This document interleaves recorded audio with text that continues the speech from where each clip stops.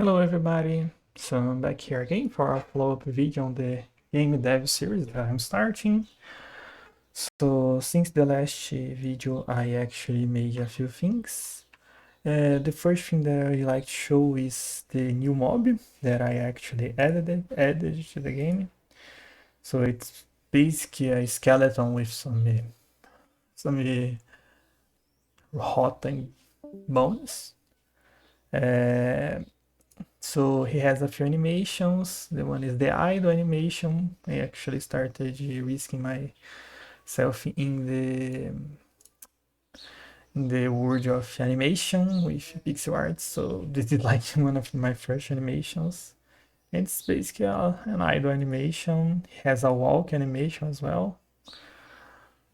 And we have the hit animation. So basically he hits and don't rotate any kind of. He just scale and blink for a second.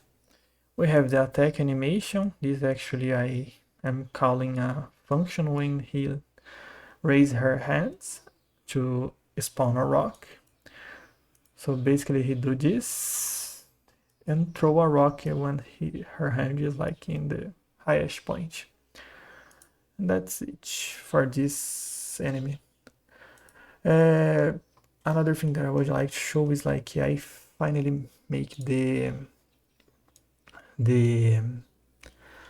uh, the hotbar system is now working. So in the bottom left corner you can select that I have two items, the health potion and the mana potion.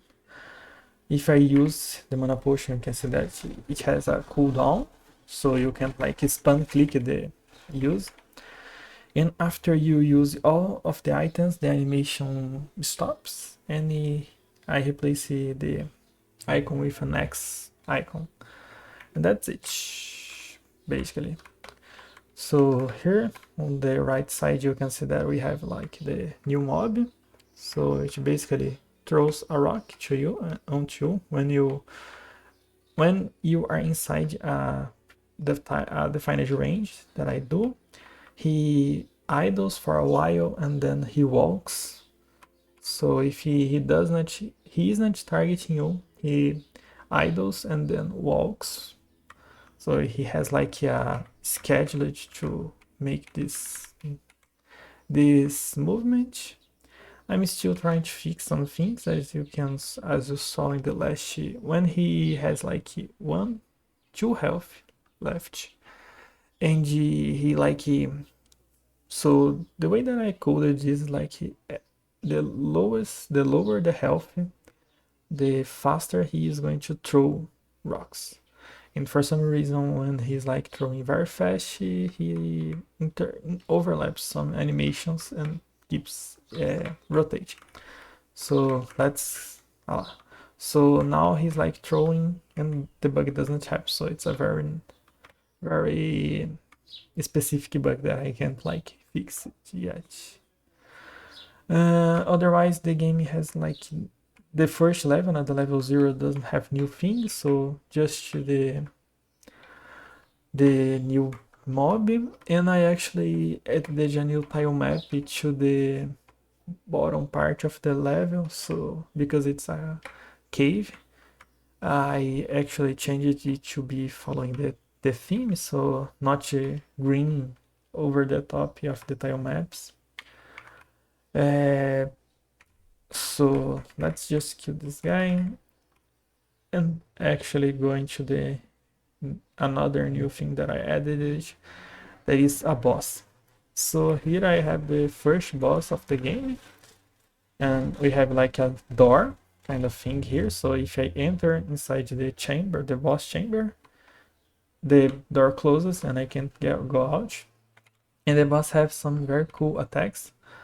So he does a kind of charged dash attack, where he goes to the back and then attack, né, by once, né, by dashing. The boss actually spawns some children's, né, so children's. So he spawns small slimes to defend him. And he jumps. When he jumps, you can see that he always throw three projectiles in each platform. Here where I am, the projectiles have a lifetime, so they don't like go for eternity. But as low the boss health is, the lower the boss health is, the faster the projectiles. So if you left the boss with one health, the projectiles will be like very fast, and he probably will hit you here where I am. But from here you can still hit the boss. So now that I hit it once, you can see that the health bar uh, shorten, and now the projectiles will start hitting me because the projectiles got faster. The projectiles can be cancelled, can be stopped by uh, throwing magic into them. The boss has like damage when you are near him. So if he dashes inside you, you got some damage. And as you can see, I have some projectiles that actually follow you. So if you see, let me show. If I can show this now. But there are some projectiles that follow you. And after that, after defeating the boss, he makes a death animation. The health bar is like is fade out, and the door opens. And after you defeating the boss, you have the right side here where you can go to the next level. So I actually implemented a system of assisting to change scenes, change levels when you enter a door. So when I enter here on the left, I actually am going to appear on the right side of another level. The music is rising. Let me see, the music is very low, but okay, I actually implemented this. It's generic, so I can like implement in multiple levels without having any trouble. In the next level, I actually added so because you defeated the green slime boss, I added some green slimes on the next area to like make it seems that the boss is like guarding a place where green slimes can be safe, but now they aren't safe because you are here. Another thing that I would like to show is that I actually changed how the damage of the player is handled. So if the player no longer collides with enemies. So if an enemy hits me, I'm going to blink for a while, and I'm going to be invincible for that amount of time while I'm blinking. So blinking, blinking, blinking, and while I'm inside the enemy, I'm not going to be hit. Not going to be hit anymore. I have done this by watching some gameplays of other Metroidvanias when I saw that the player actually never collides, the body never collides with the enemy. So you can go inside the enemy and you are going to be taking damage while you are inside the enemy. That's a very common behavior that I saw on the internet. This level is very special because I actually adventured myself in making a new mob and a new kind of area. So here we have water. So this is a water level with a water shader. And if we wait for a while, you can see a new mob that appears in this water level. He's coming. He's actually a jellyfish. He has walking, or in this case, swim animations, and he has idle animations. This is another place where I risked myself by making pixel art animations, and they deal damage to you if you touch them. It's actually 2 health damage. But yeah, it's like very smooth, the animation. He goes up and down when animating. he has scale animation, so it's very smooth, the animation. When you hit it, it just have a hit animation and a death animation. The jellyfishes are fragile, so one of the weakest magics for now can kill it. And I actually added a few jellyfish to this water part. We also have some skeletons. This part of the level, as you can see, it is a little darker because in the other level you actually can see that there is a forest part, so it's near the surface. And the idea of this level that is a lower level, so it is darker. I'm still prototyping this level, so nothing that crazy. And actually, I believe that's it for this part. I also want to show you that I actually implemented a pause menu. So if you press ESC, the time is like slowed down by quite a bit. So it's like 0.1%, 0.0% of the real time. So you can still move around. I'm probably going to change this, but it's very slow. As you can see here actually that's very funny, quite funny. The thunder being spawned. But I implemented a continue button, a save button, and a load button. Just a second. So let's follow. I actually implemented a new system that I actually thought that it was going to be like harder, but it was like quite easy. That is this load and save system. So as you can see here, I have a save button and a load button, and this actually work pretty well, to be honest. So when I save, let's suppose that I save here, there is no visual feedback yet. I actually just focused on the logic side, but I saved. I clicked on the button. Let's continue. I'm going to use some items. So my inventory it's going to be empty. I used all items, and I'm going to load. As you can see, the X on the hotbar, and I'm going to load the last. You have only one save for now, but I'm loading. When I load, we have a fading animation, and we are back at the exact position where we saved. So if I press tab, all my items are back to the inventory. So I actually am saving almost everything. So if I change my magic and save, let's walk a little. When I load the magic, it also is saved. So I'm saving the current magic, the items on the inventory, the life, and the mana that I have. So it's a very simple system, but it's actually working pretty well. So how the system works, because I didn't saw many tutorials online. So basically I'm saving a JSON with the data that I want. And when I wanna save the game, I just convert the player data to a dictionary, that is the JSON equivalent from Godot, and save that to a file, and that's it. And when I wanna load the data, I just convert the dictionary to the player data. So the player to dictionary basically converts the player.life to the dictionary indexed for life.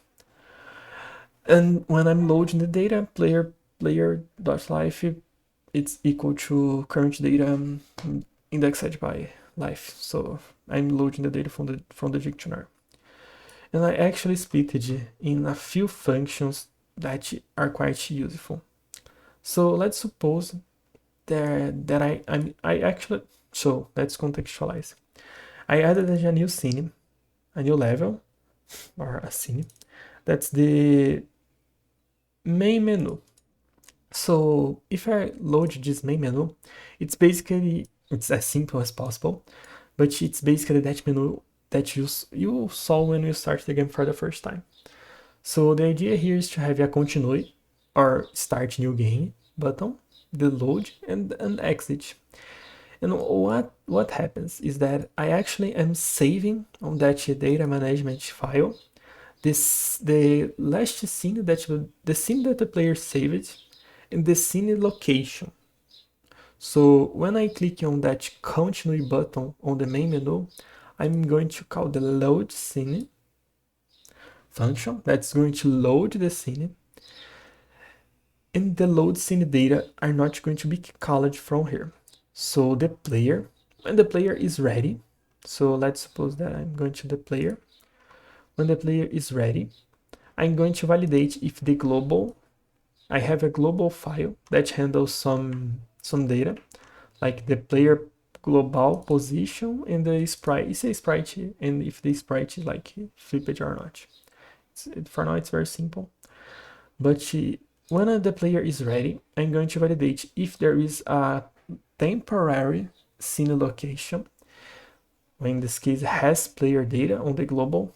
The global is basically like a temporary data storage where I'm going to save like random things that I need to pass from one scene to another. And basically that is it's that. So if the global has a temporary data, I'm going to load that data. So like the position on the scene and the flip position. If I don't have any temporary data, I'm going to load the scene data from the data management file. So where I'm actually save it to a file. And that's how it work so let's suppose that I launch the main menu. When I click continue, I'm going to be in that exact same position because I load the scene data from the file, the save file itself. And I actually believe that's it that I want to show for you today. I'm actually very proud of the daily jellyfish. I thought that it looked quite good, to be honest. The animations are like very fluid. So the idle animation is pretty decent, as you can see. So it goes up a while and back. Actually, let me just make here. The idle animation is very good, so it's like a angle a bit and go up when the animation is and the tentacles are going down, so it's very smooth. And I actually have a walk right and left, so it just like move the tentacles faster, and the jellyfish its angle in on the left other side to where he's walking. The hit it's very simple. It's just squeezes and flash for a bit. In the death, it's actually pretty simple as well. So it's just going to explode, kind of explode, and then queer free to empty to free the scene. And the light as well, it's going to fade out. But I believe that's it. I actually forgot to say, but I migrated to Godot 4. So because this project it's more than certainly going to take a while, I decided to migrate now that my code base is very short, very small, to migrate to Godot 4. So many things have changed with Godot 4, like the one that most affected me it's the twin. So every time now that I want to do a twin, I need to create a twin from the code. It's not like a node anymore. So all the magic that was using twin, the animations, the fade in, fade out, I need to refactor to use the new twin logic. But the twin logic actually solved a few problems. So now that we have a from, so when I'm twinning a property, it's not interpolate property anymore, it's twin property. I can define a start position from that property. So for example, here on the magic, I'm twin in parallel the position and the rotation. And actually, I'm starting from 0 to 360. So that's very nice to have. And there are other places where I use it. So for example, the player, let me see. Here's where I twin the boss UI opacity. Here's where I twin the camera position. So as you can see here in the boss level, I actually narrow, I like scale up the camera size to the player be able to see the whole boss chamber. Let me show that to you very, very fast. So let's play. Let's just walk back there. So because I actually implemented the save system, it's not very easy to debug. So when I need to go to a place, for now I'm going to need to walk to that place, because the save system it's always working. So it's always going to start where I saved it for the last time. And I actually didn't solve a problem where the enemies that I killed are not being persisted. This is going to be for the next devlog. But as you can see here, I'm actually scale up the player view to be able to see the whole player position. And you can't so the camera is fixed. That's one of the places where I used the new twin. It's very easy with the new twin system. So I'm just setting them to parallel. I update the limits and the zoom to fit the boss chamber. And after defeating the boss, I just reset using the same logic. But I believe that's it for this devlog. It's going to be very long, to be honest. And that's it. In conclusion, I just implemented a new level with a water shader, with a new aquatic enemy, with the new tile map. This is a darkened area due to it not being near the surface. And the new enemy as well. This is a ground and aquatic enemy. I actually following the Minecraft make this so skeletons can drown and as well work in the under the water. And I implemented the global temporary data, and I actually implemented the data management file that handles save and load from scene to scene. That's it. Thank you guys for watching, and I'm going to see you in the next video. Bye bye.